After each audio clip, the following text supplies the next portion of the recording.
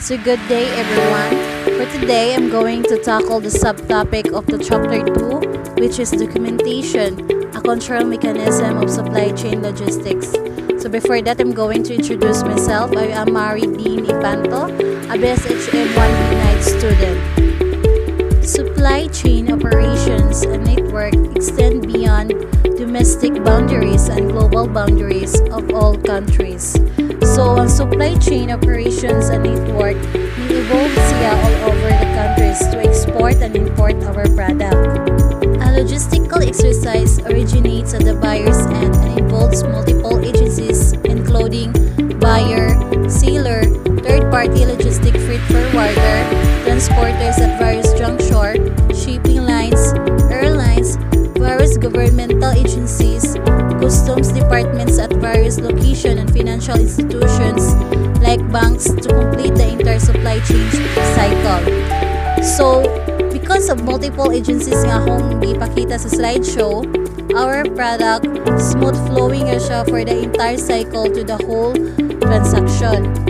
Smooth flowing of materials in a journey originating at one point and going through the entire cycle of exports and imports to reach a point of consumption would mean engagement and interaction with all of the above agencies who have a stake in the said transaction. To have a success every transaction, we should need for decision making concerning financial, commercial, technical, operational matters about shipments arise at the various times in the cycle, which demands that the third-party the logistics carrier, the buyer, the supplier is actively engaged and have visibility to information and documentation for the smooth flow across various transit points. So, all of this is very important to have a successful transaction. In fact, in faultless logistics operations, the documentation and information flow should precede physically movement of goods. So, with exact documentation and information flow, should precede physically movement of goods. So, physically movement of goods, usually it includes several modes of transporting, by road to a port, by ship to a country of destination, and by road to a customer's location. So, before the delivery, the documentation information must be preceded first to have a smooth transportation. Documentations become important not only for the physical logistics operation involving multiple agencies engaged in the entire chain.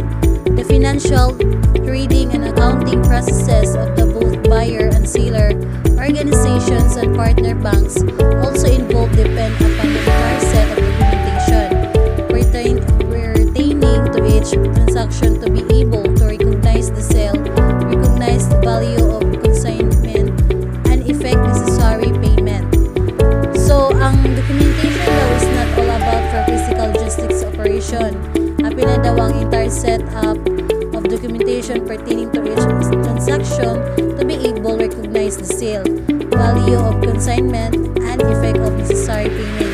Like mo-order ta sa Shopee, matanaw manjud ta sa payment method kung COD ba siya or DA. So, mostly na to mo prefer manjud ta COD para iwas scam.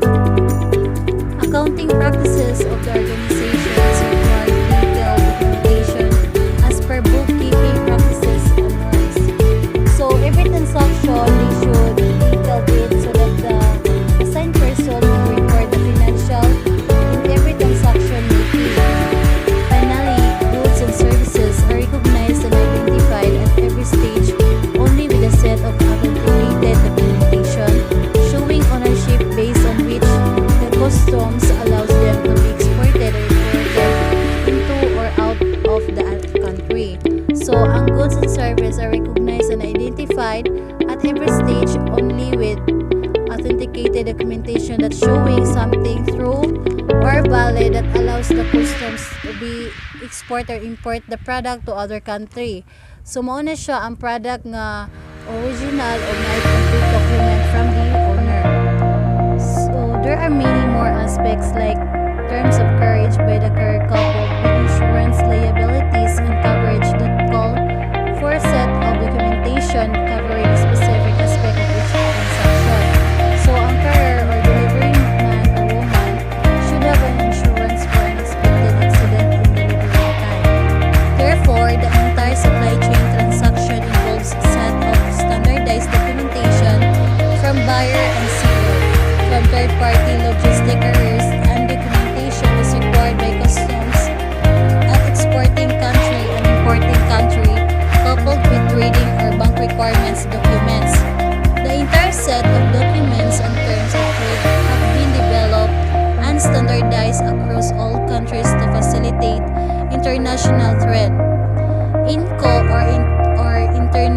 International Corporation terms, an EDI or Electronic Data Interchange approved and enabled standardized documentation has made export and imports smoother and hassle-free, thus cutting down on bottlenecks and delays arising out of documentation requirements.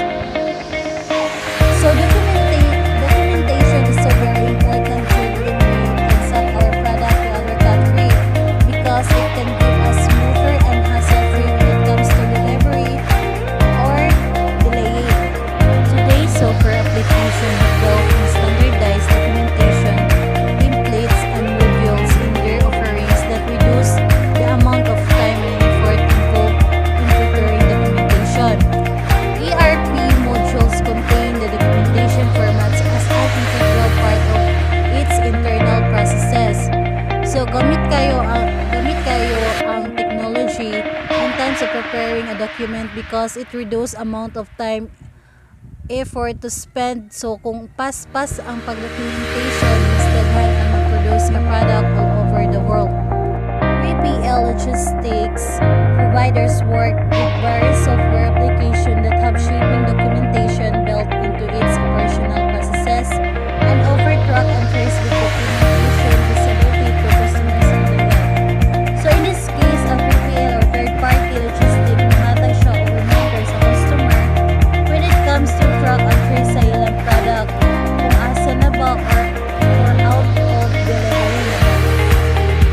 Filing documents with customer has been really electronic data interchange enabled. Electronic documents has become a part of operations amongst all agencies. So as what I said, document is so very elegant nowadays.